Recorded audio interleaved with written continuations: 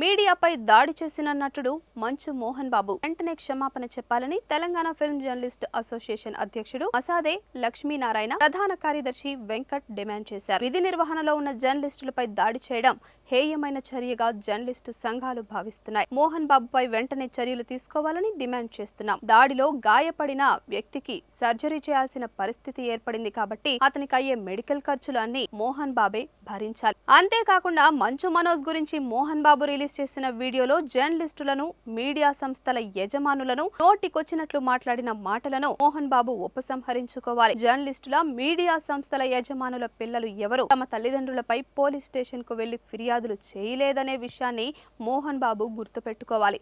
Manoj police station కు వెళ్లి ఫిర్యాదు ఇచ్చారు కాబట్టే మీడియా ఆ వార్తకు ప్రాధాన్యత ఇచ్చింది.